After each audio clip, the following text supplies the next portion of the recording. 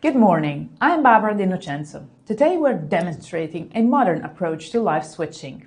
MixBoard, a software-based production switcher by Foray, powered by ClassX, for composition-first production, fast recall and hybrid input environments. It switches like a broadcast tool, but it builds like a graphics system, with a clean operational workflow. What you're watching right now is a newsroom-style MixBoard project. Persistent branding, real-time chroma keying, live layered graphics, and composed PIP layouts that can be recalled instantly as the story changes. Operation in multiple sources under pressure. The same build method adapts cleanly to corporate events, keynotes, conferences, internal communications, worship, education, and broadcast programming. Anywhere you need consistent branding, quick changes, and reliable delivery across platforms.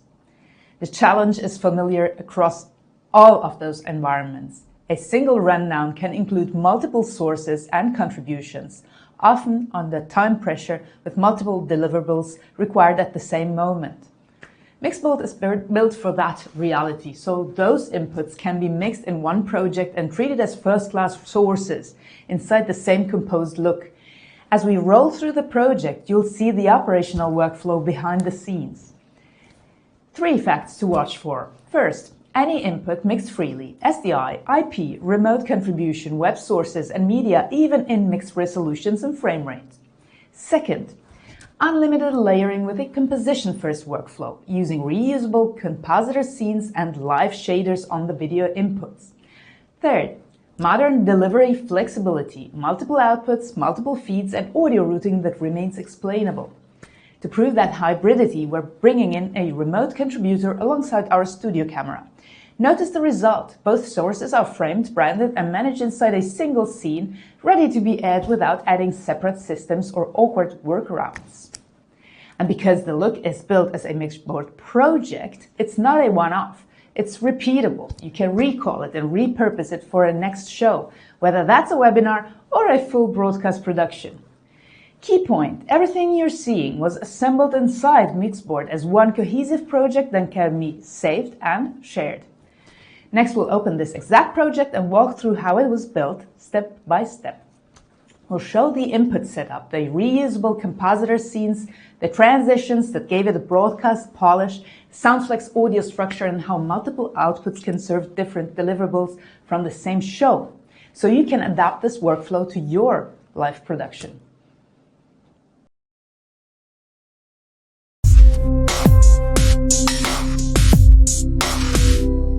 Hello MixBoard friends, so now we are here to explain how we did this little short video. Okay, so what are the inputs, the outputs of this setup for the webinar of today. Okay, we have 4 outputs in MixBoard, and these 4 outputs are in broadcast resolutions, interlaced, not interlaced, 4K, HD, they can be SDI, NDI, mixed, or even IP2110 if you want to. So it's really a very flexible tool, and the inputs can be up to 24. You see 24 inputs here. They're not all used. And how do you set up the inputs? Very, very easily. Just right-click on them, and here you open the possible inputs that you can import. Okay, so it can be SDI, it can be again NDI, and various types of media playlists, Chromium for internet, color bars. Okay, color bars is a good placeholder. It also has audio. So we have just created a new one, and here it is. The central part here of MixBoard is called the multi-view part. In the upper left corner, we have here this preview part, which is shaded green. In the upper right corner, the program part, shaded red. Okay, so in the middle we have the transition buttons and the keyer and background buttons. Okay, what happens under the preview and the program? They have here these spaces, which are the control areas. So control areas for specific type of inputs, because every type of inputs has controls. So let's see what we have here. For instance, in this one, that you see me in, this is a compositor. So we have seen it a lot in the video. If I put that on air, then the controls shift to my right-hand side. They are under the program now. I can do the resize like we did before, like we have seen before. This is my unfiltered background and so on. So I get back to the filtered one, and now I see here a mix compositor next to me. So this is a mix compositor. It is another yet special type of video input, okay? So the mix compositor is this one. I will put this into preview by clicking this once. I have it here, and I see that I can do some box-in-a-box transitions in order to go from my slate, this one, to my show reel, which I have set up here. But if I wanted to go to this other video, the video playlist, the contribution, I will just drag this here, and now it's contribution, okay? So how can I switch? I can switch with cut, I can switch with fade, and you see it switches box in a box here. So I can switch with transition, I can switch with another yet transition. What do we have here? A wipe, another wipe. Okay, very good. So what do you see here? It's different from what we've seen in the beginning, right? Because now we see here in the output, in the program, there is some black background, okay? The black background is ugly. Okay, let's have something nice as a background. We have created this one, the animated background that I drag now on the background button. Okay, I press background, and now I do have a background. I do again some transitions now, and we see that we have a background. Very good. So now here, it doesn't look ugly anymore. We have a good output. We have a full output, and we have layered this with lots of layers, and we are controlling this perfectly. Okay. Okay, so these are some special kinds of types of inputs.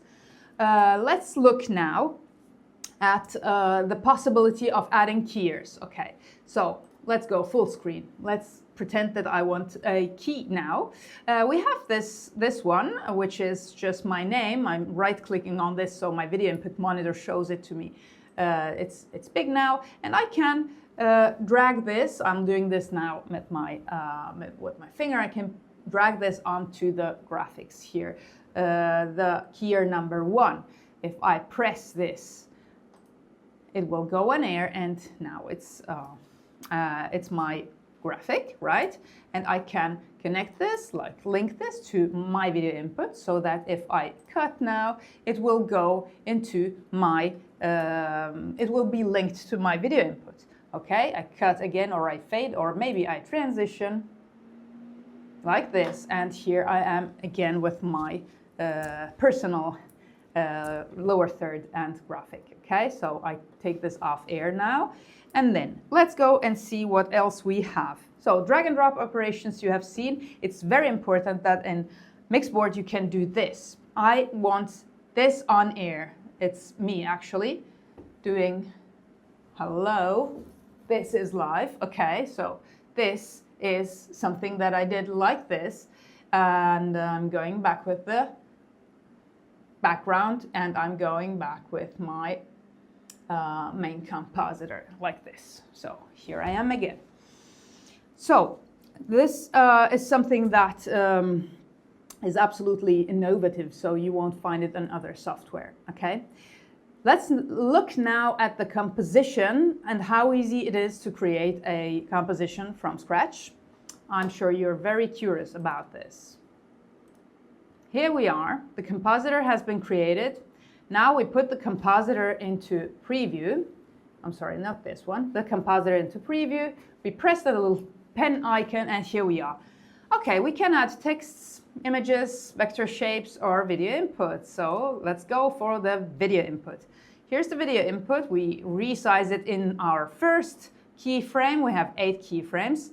We resize it, put it into the safe area. Then I control and paste, Control C, Control V, and I have the alignment tools here in my GUI so that I can place them one next to the other. As you see, they're already, the keyframe is created already with these little PIP rectangles, so I know what I am doing and what I'm inserting. Okay, let's add a text. Okay, this text is here, it's created in the upper left corner. Now I bring it down. I again see the alignment tools. It's too small, let's make it bigger.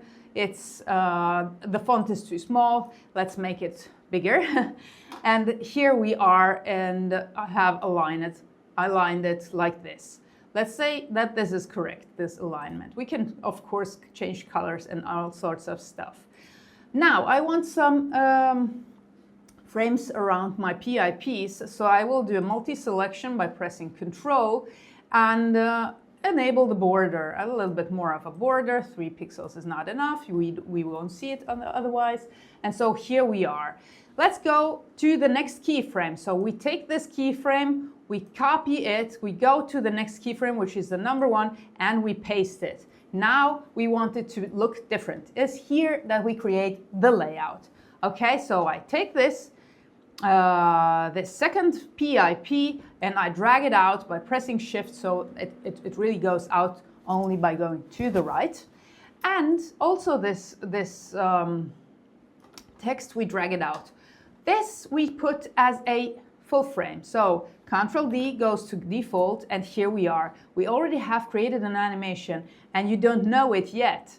Okay, let's go and check it out. So I save it as test.